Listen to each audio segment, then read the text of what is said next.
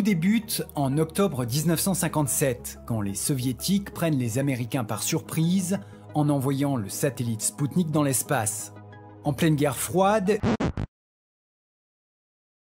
la guerre froide est un événement très long qui dure de 1947 à 1991 et qui organise le monde pendant cette période selon ce qu'on appelle un ordre bipolaire. C'est-à-dire qu'on a deux grands ennemis que sont les États-Unis et l'Union soviétique, et le monde est un peu organisé en fonction de l'appartenance à l'un ou l'autre des deux blocs. En pleine guerre froide, une telle prouesse véhicule un message dont les États-Unis se seraient bien passés. L'URSS est la superpuissance technologique du moment. En février 1958, le président Eisenhower crée l'agence gouvernementale aujourd'hui connue sous le nom de DARPA. Sa mission est de veiller à la constante supériorité technologique des Américains face au reste de la planète. Dorénavant, ils ne doivent plus jamais se faire damer le pion par qui que ce soit.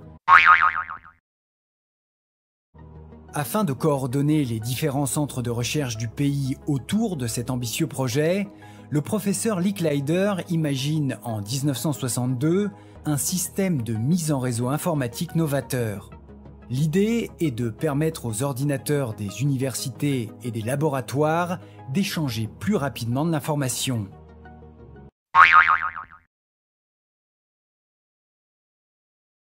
C'est en 1964 que Paul Baran eut l'idée de créer un réseau de télécommunications décentralisé. Parce que s'il y avait eu un centre, la Russie aurait pu l'attaquer. Alors pour ce faire, il proposa l'idée de mettre en place une série de nœuds reliés les uns aux autres. Comme ça, si un nœud est détruit, le réseau reste opérationnel. En août 1968, les travaux initiés par Licklider conduisent au lancement du projet ARPANET, le premier réseau informatique à grande échelle de l'histoire. Ce système est basé sur l'échange de données par paquet. Autrement dit, l'information est découpée en petits morceaux par l'émetteur, ces morceaux voyagent sur le réseau indépendamment les uns des autres, et le tout est finalement réassemblé à la réception. L'idée derrière cette segmentation des données est d'optimiser au maximum l'utilisation des ressources à disposition. Le 29 octobre 1969, le tout premier message du réseau ARPANET est envoyé par l'Université de Los Angeles. Il s'agit d'un simple mot, login, adressé à l'Institut de recherche de Stanford. Les deux premières lettres sont envoyées avec succès, mais la troisième fait planter le système. Un échec partiel qui n'a finalement que peu d'importance. Les scientifiques savent maintenant qu'ils tiennent le bon bout et que l'ARPANET ne tardera pas à être opérationnel. En 1972, l'ARPANET compte déjà 23 ordinateurs, dont certains sont situés hors des États-Unis. Il dispose aussi d'un système de courriel développé par Ray Tomlinson. Cet ingénieur informaticien est l'homme à l'origine du terme email et de l'utilisation du caractère arrobase dans les adresses électroniques. En parallèle de l'ARPANET, d'autres réseaux vont se développer. En 1976, 111 ordinateurs sont en ligne. De nombreux autres nœuds sont créés si bien que l'ARPA n'arrive plus à contrôler le développement du réseau. En 1983, l'ARPANET se détache alors du reste du réseau devenu assez dense. Ce réseau résultant est appelé Internet, comme Interconnected Network. Dans les années 1980, l'ARPANET n'est plus qu'une composante d'un Internet mondial de plus en plus dense. Partout, des organisations connectent leurs ordinateurs les uns aux autres afin de pouvoir collaborer plus efficacement. Mais la véritable révolution survient en 1991, quand Tim Berners-Lee, un chercheur du CERN, dévoile sa nouvelle invention, le World Wide Web.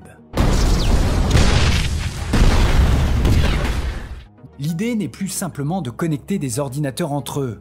Grâce à cet ingénieux système, on peut à présent consulter des pages hébergées sur un serveur à l'aide d'un outil très pratique, le navigateur. Ces pages sont logiquement interconnectées par des liens cliquables qui permettent à l'internaute de passer d'un contenu à l'autre de façon parfaitement intuitive. Pour réaliser ce tour de force, Tim Berners-Lee passe par le développement du langage HTML, du protocole HTTP et du format URL. Un travail colossal que l'inventeur aurait pu faire le choix de commercialiser. Mais l'homme pense que le web est bien trop important pour ça. Il va donc décider d'en faire cadeau à l'humanité. Un cadeau qui va permettre le développement de la toile telle que nous la connaissons aujourd'hui.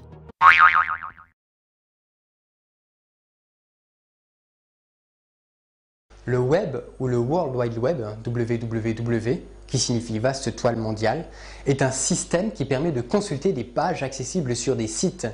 Le web n'est donc qu'une application d'Internet. D'autres applications sont le courrier électronique, la messagerie instantanée, etc. World Wide Web est le premier navigateur web à avoir fait son apparition. Il a été développé en 2 mois seulement, et il sera par la suite rebaptisé Nexus. En 1994, c'est la création de Yahoo par 2 étudiants. En 1995, Microsoft crée MSN ainsi que Internet Explorer, qui devient à partir de l'an 2000 le navigateur le plus utilisé. La même année, on voit aussi apparaître le moteur de recherche Alta Vista. Début de l'année 1996, on compte 100 000 sites internet. Et un an plus tard, en 1997, ce sont 1 million de sites internet. En 1998, c'est la création de Google. En 2001, c'est la création de l'encyclopédie libre Wikipédia.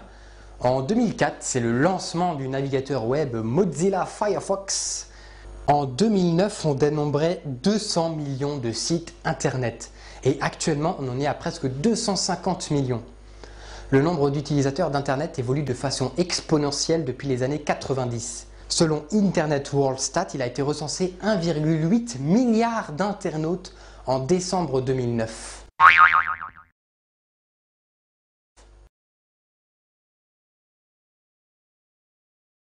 La toute première page web fut écrite en 1989 par Tim Berners-Lee.